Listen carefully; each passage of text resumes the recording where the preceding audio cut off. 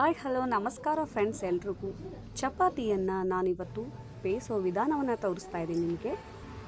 ಇದನ್ನು ಬೇಯಿಸೋದ್ರಿಂದ ನಮಗೆ time save ಆಗುತ್ತೆ, ಹಾಗೆ ಗ್ಯಾಸ್ ಕೂಡ ಉಳಿತಾಯ ಆಗುತ್ತೆ.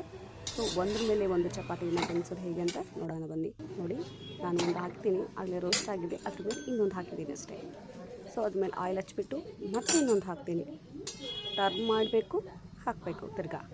ನೋಡಿ, ಈಸಿಯಾಗಿ ಟರ್ನ್ ಆಗುತ್ತೆ, ಸಾದ ಇರುತ್ತೆ. ಸೊ ನೋಡಿ, ಈ ಥರ ಮಾಡೋದ್ರಿಂದ ನಮಗೆ ಟೈಮ್ ಕೂಡ ಸೇವ್ ಆಗುತ್ತೆ, ಹಾಗೆ ಗ್ಯಾಸ್ ಕೂಡ ಉಳಿತಾಯ ಆಗುತ್ತೆ. ಇದ್ರ ಮೇಲೆ ನಾವು ಇನ್ನೊಂದು ಚಪಾತಿ ಸಹ ಹಾಕ್ಬೋದು. ಹೀಗೆ 5 ಅಥವಾ 6 ಚಪಾತಿಗಳನ್ನು ನಾವು ಆದಷ್ಟು ಬೇಯಿಸ್ಬೋದು. ಸೊ ಹೀಗೆ ಮಾಡ್ತಾ 20 ಚಪಾತಿಗಳು ಕೂಡ ನೀವು ಮಾಡ್ಕೋಬೋದು. ಒಂದೇ ಉರಿಲಿ ಮಾಡ್ತೀವಿ. ಸೊ ಒಂದೊಂದೇ ಚಪಾತಿ ಬೇಯಿಸೋದ್ರಿಂದ ನಮಗೆ ಟೈಮು ಮತ್ತು ಗ್ಯಾಸ್ ಕೂಡ ಹಾಳಾಗುತ್ತೆ.